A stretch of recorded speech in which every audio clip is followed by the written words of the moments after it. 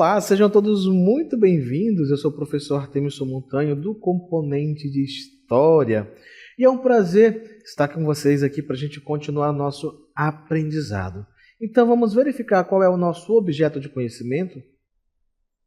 Na nossa aula de número 17, temos como objeto de conhecimento a ditadura civil-militar e os processos de resistência. E para o nosso detalhamento, nós vamos verificar especificamente o governo de João Goulart, certo? Então, queridos, sem muita demora, vamos iniciar nossa aula.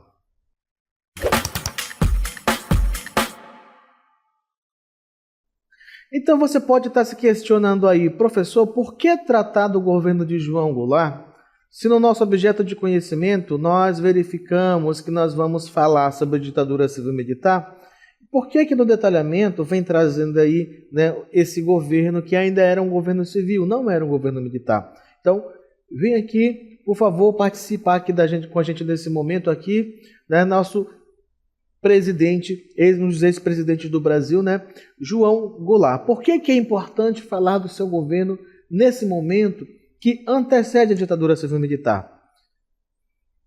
Ele está dizendo aqui que é importante você descobrir e conhecer quais são as condições que permitiram que acontecesse de fato o golpe de 64 e conhecer também o cenário político que envolvia o Brasil naquele momento.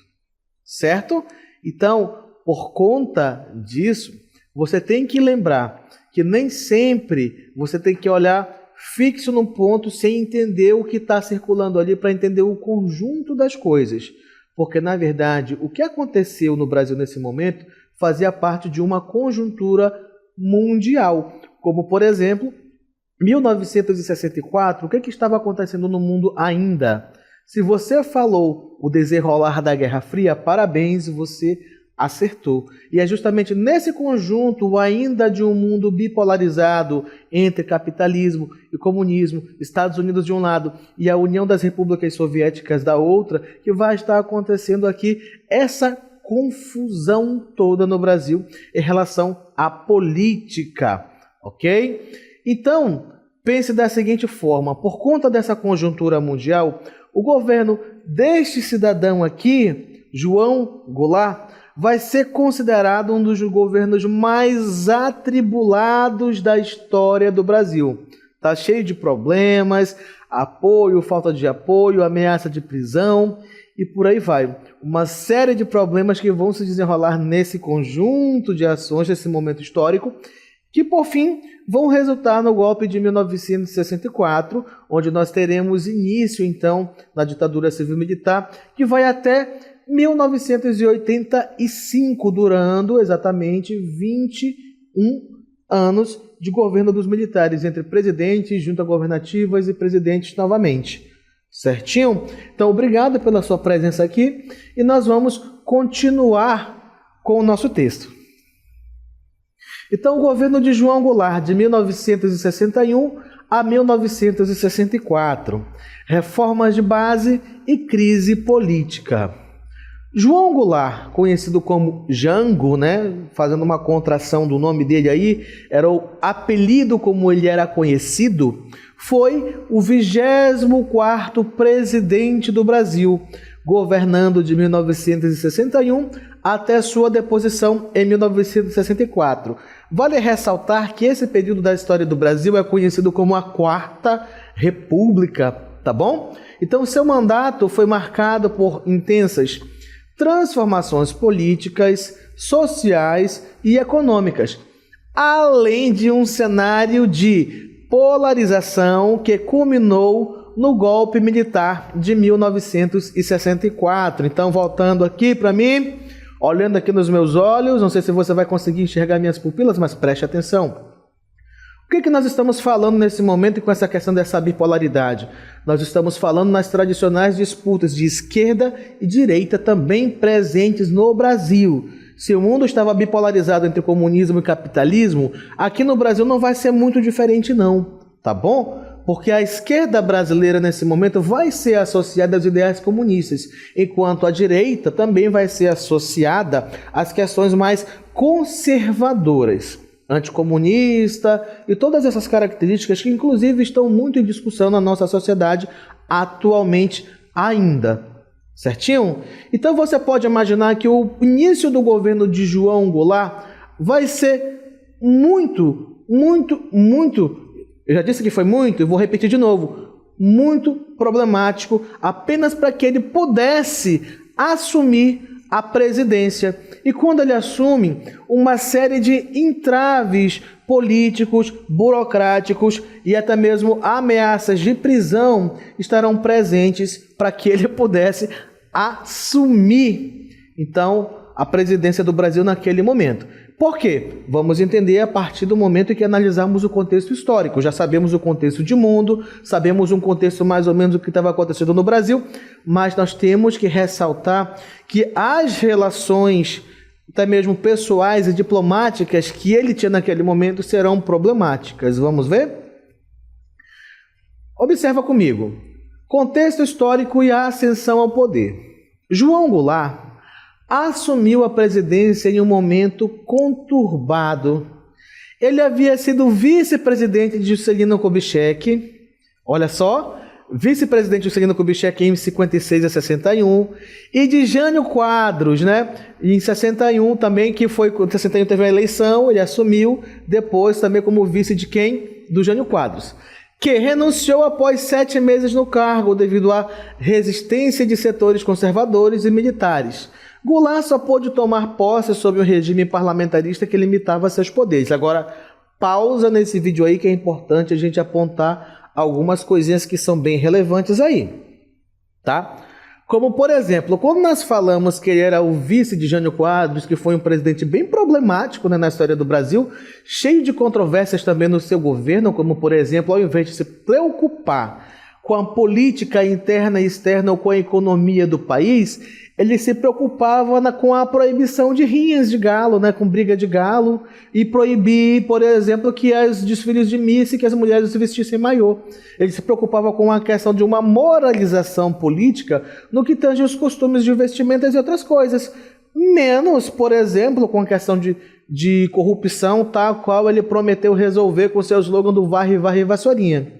Só que, lembre-se que nesses 7 meses e meio de governo que o Jânio Quadros teve, o que ele vai fazer? Ele vai montar um esquema de um suposto golpe ali, de supostas forças misteriosas ali, que forças ocultas lhe impossibilitavam de governar e por isso ele abria a mão da presidência, não é? Não fez isso, não tentou aplicar um golpe ali, tal qual, por exemplo, tentou Getúlio Vargas durante o queremismo, que não deu certo, e agora o Jânio Quadros também tentou fazer a mesma coisa, pensando o quê? Que na medida que ele anunciasse que renunciaria por conta dessas forças que ele impediu de governar, que na verdade era a oposição da elite ali que não gostava também muito dele, não é? Então o que acontecia?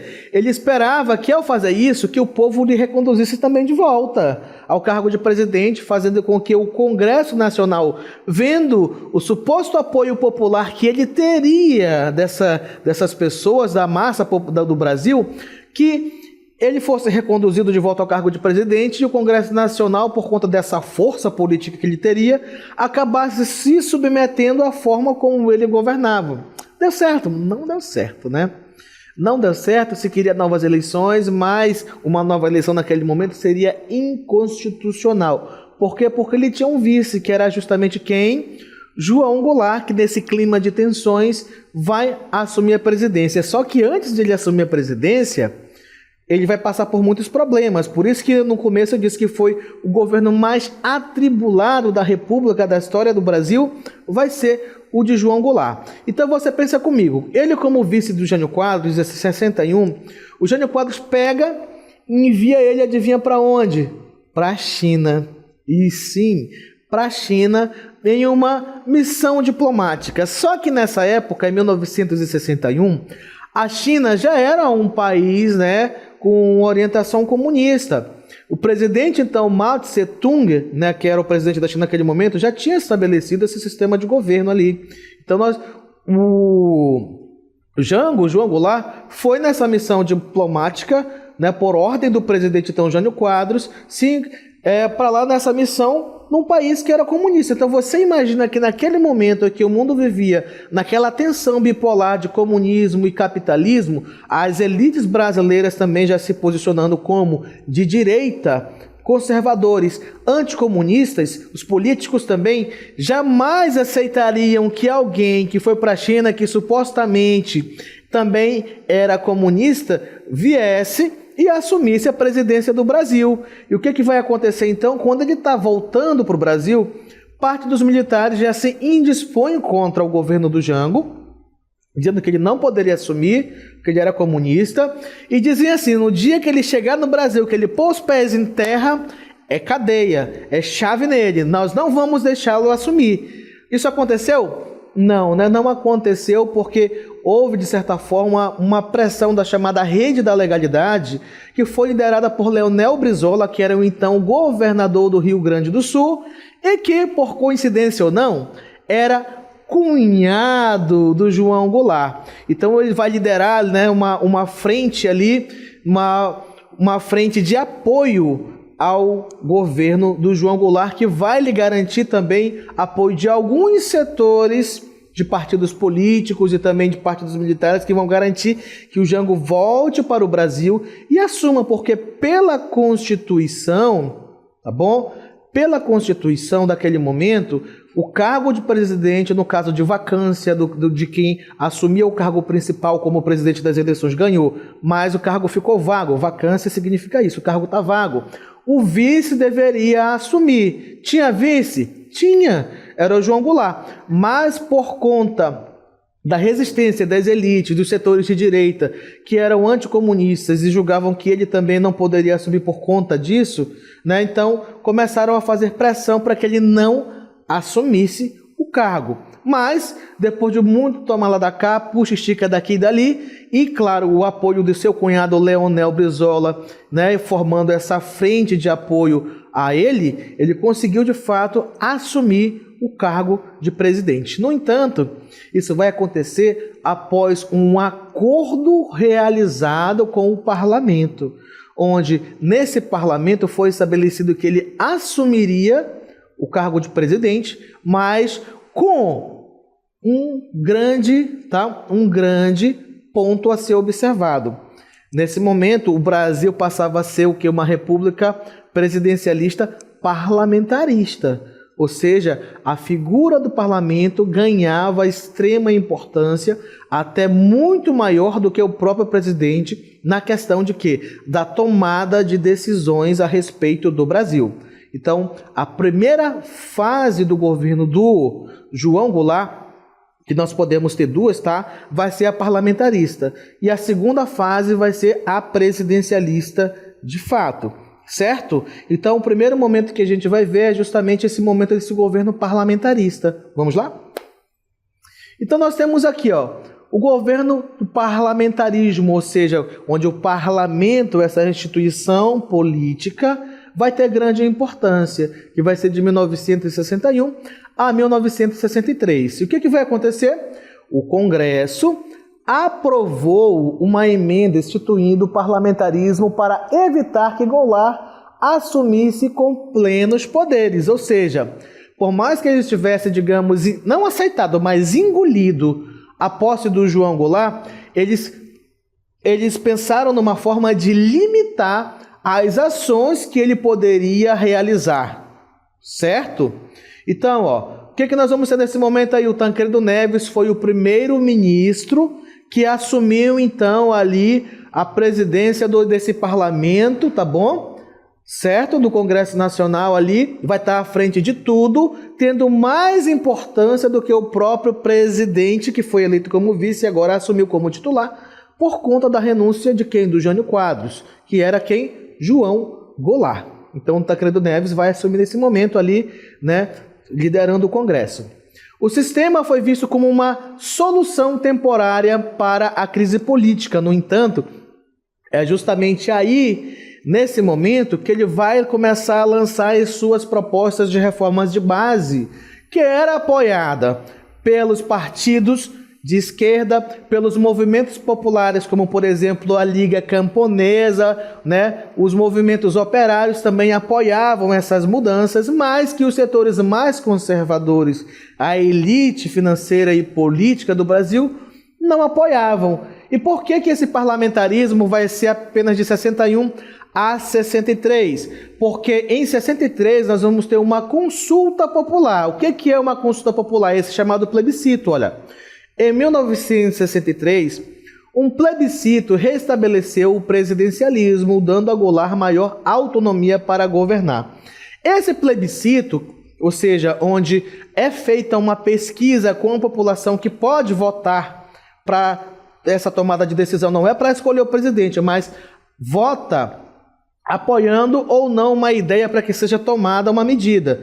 E a população decidiu que, se eu não me engano, em torno de 80% da população votou que era mais benéfico para o Brasil ter um presidente que pudesse governar de fato, não submisso ao Congresso, tá bom? Não submisso ao sistema parlamentar. Então, por conta disso, nós vamos ter em 63 o Jango assumindo de fato ali nessa nova fase do seu governo, não mais como governo parlamentarista, mas agora como de fato presidencialista. Esse plebiscito só deveria ser feito em 65, que seria o período de finalização do governo do Jango. Mas por conta da crise política que estava acontecendo no Brasil, decidiu se antecipar e 2 anos antes, no caso de 63, esse plebiscito vai ser realizado, ok? Mas é justamente nesse período, antes desse plebiscito acontecer, que nós teremos algumas medidas, tá? Já sendo colocadas ali para discussão por quem? Por João Goulart, ou nosso querido Jango aqui, né? Vamos falar com mais intimidade com ele, o Jango, João Goulart, que são as chamadas reformas de base, que eram as principais propostas de governança que ele tinha para o Brasil naquele momento. Então vamos ver quais são algumas dessas propostas de reforma de base. Então aqui nós temos a primeira dessas reformas, ou não propriamente a primeira, a gente vai já ver uma delas, olha só.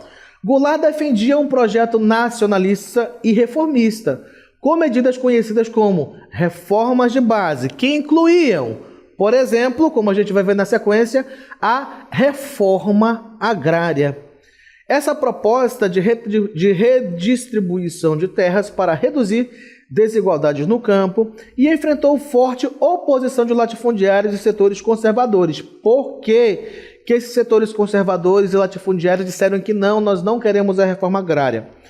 Porque, no caso, os grandes latifundiários que tinham de terrenos até de 500 hectares que seriam desapropriados, começaram a exigir que eles fossem ressarcidos pelo governo por conta da perda dessas terras. De que forma? Em dinheiro vivo, mana, espécie, queriam grana no bolso, direto. Mas o governo disse que não. Nós podemos fazer para vocês o quê? Que tipo de pagamento? Nós vamos utilizar títulos da dívida pública brasileira, que pode ser depois corrigido com juros, de acordo com a valorização ou desvalorização, mas nós não podemos pegar esse dinheiro todo e pagar todo mundo dinheiro vivo em espécie. Então esses setores ali começaram já a ter um pé atrás com essa medida e não vão apoiar. Tá? E diga-se de passagem que essa vai ser uma das principais medidas das reformas de base dele, que vão fazer com que todos os outros projetos sejam travados, tá bom? Além dessa questão da reforma agrária, nós vamos ter também a reforma educacional, onde se pretendia realizar uma expansão do acesso à educação pública. Por quê? Quando a gente para analisar a questão da educação no Brasil, quando as primeiras escolas surgem no Brasil, mesmo com os jesuítas, né, para quem eram essas escolas? Era para uma elite, né?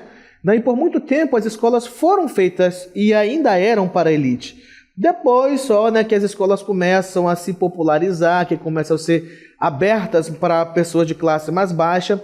No entanto, nesse momento, ele pretendia, tá, o governo do Jango pretendia popularizar o acesso à educação. E para isso foi criado, então, o Plano Nacional de Alfabetização, liderado por Paulo Freire, que até hoje é tido como um dos maiores estudiosos e teóricos da educação. onde muita gente ainda lê de seus escritos, lê de seus livros, utilizam como embasamento de pesquisa científica até os dias de hoje, para você ver tamanha importância das teorias educacionais que foram pensadas por Paulo Freire. Aconteceu? Infelizmente não aconteceu. Essa reforma educacional acabou nunca saindo do papel por conta daquela questão da reforma agrária, onde os setores de direita e os latifundiários decidiram barrar todo o resto do que iria acontecer, certo?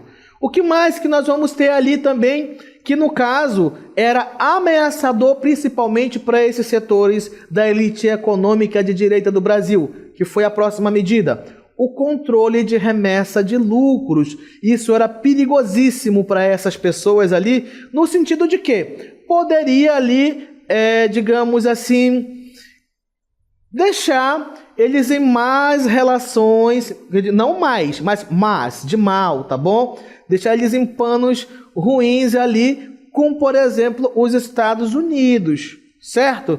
O que era esse controle de remessa de lucros?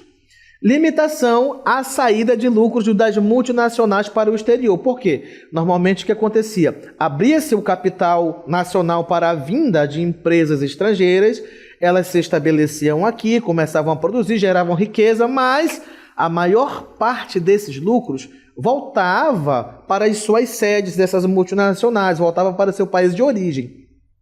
A partir da ideia do estabelecimento dessa limitação à saída desses lucros, desse controle de remessa de lucros, ficava estabelecido que apenas 10% do lucro, das riquezas geradas por essas multinacionais no Brasil, poderiam ser remetidas ou enviadas para as suas sedes fora do Brasil. Por isso que é o controle de remessa de lucros. Para quê? Para que esse dinheiro ficasse no Brasil, para que a economia circulasse e houvesse um crescimento exponencial também junto ao lucro dessas empresas da economia brasileira. Então, essa medida buscava fortalecer a economia nacional, mas desagradou empresários e investidores estrangeiros, porque nós temos muitas empresas americanas aqui. Então, isso vai fazer com que eles não se agradem e o governo dos Estados Unidos também não vai ficar nada feliz. Tanto que, através da CIA, vai ser colocada uma grande quantia de dinheiro, tá bom? Dentro do Brasil para que se financiasse o quê? O golpe militar de 64. Se você não sabia, os Estados Unidos também estavam envolvidos no processo de financiamento do golpe de 64. Correto? Então, por conta disso, de todas essas medidas, por mais que depois ele tenha assumido com plenos poderes como um presidente de fato que tinha poder de governar, nós vamos ter o desenrolar de uma crise política que vai acabar culminando no golpe de 64. Por quê? Porque, de um lado, ele defendia o trabalhismo, então as ligas camponesas, os movimentos chamados de esquerda, lhe apoiavam. Mas, com o passar do tempo, e como ele não conseguiu realizar muitas dessas políticas das suas reformas de base, ele acabou perdendo apoio, inclusive do Leonel Brizola, que era seu cunhado, que não se manifestou em alguns momentos aí em apoio a ele. Então, nós vamos ter a crise política e o golpe de 64. Então, o governo de Goulart enfrentou crescente oposição de militares, empresários, a imprensa conservadora e parte da classe média que o acusavam de alinhamento e comunismo, tá? E diga-se de passagem que a imprensa teve um papel importantíssimo na divulgação das ideias de deposição desse presidente e apoio ao golpe militar, tá bom? Jornais como o Globo, por exemplo, a Folha de São Paulo e alguns outros publicavam os editoriais apoiando o golpe militar e a deposição do presidente. Emissoras de TV, como a TV Tupi, na época, e até mesmo também a Rede Globo, foram, naquele momento, apoiadoras desse movimento. Tanto que, recentemente, a TV Globo acabou emitindo uma nota, se retratando por essas questões de ter apoiado o golpe de 64. Mas, por conta disso, nós vamos acabar tendo, então, o quê? Um apoio da população contra quem? Contra a política do Jango, porque ele era acusado principalmente de ser comunista por conta da sua política trabalhista e de tentar promover melhoras na situação do trabalhador. Então, olha só, o governo de Goulart enfrentou crescente oposição de militares, empresários, imprensa conservadora e parte da classe média que o acusavam de alinhamento com o comunismo. Inclusive, ali nós temos uma imagem de protestos, né? Onde está escrito na faixa: Brasil não será uma nova Cuba. Não é? Essa era uma das frases comuns que você via nas faixas dos protestos.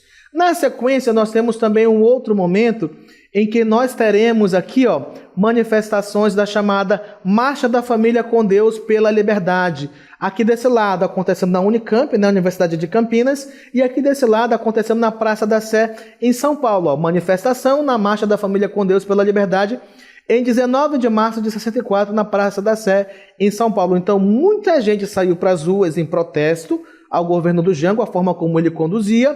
Para quê? Para apoiar os ideais nesse momento de quê? De golpe militar, certo? Então, os principais fatores associados à crise, vamos verificar. Primeiro, nós vamos ter uma radicalização política, onde os movimentos sociais e sindicais pressionavam por mudanças, enquanto a direita temia uma revolução comunista. E é nesse quadro de se plantar o medo na cabeça da população de que o comunismo iria assumir, que as pessoas teriam seus bens confiscados e seriam obrigados a passar tudo para o Estado, que o Estado ia gerir tudo, tal qual aconteceu, por exemplo, na Revolução Russa, onde o Estado, de fato, pegou as empresas, tudo virou uma economia estatal, que também seria implementado no Brasil, ou como aconteceu em Cuba, onde o regime ditatorial assumiu.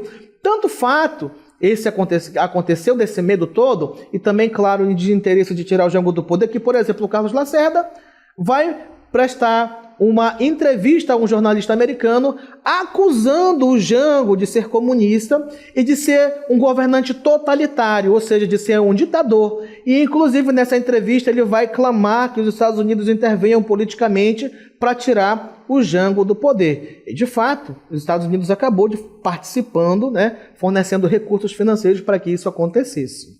Continuando. Então, nesse interim, nós vamos ter as marchas e contramarchas acontecendo, com esse processo de radicalização.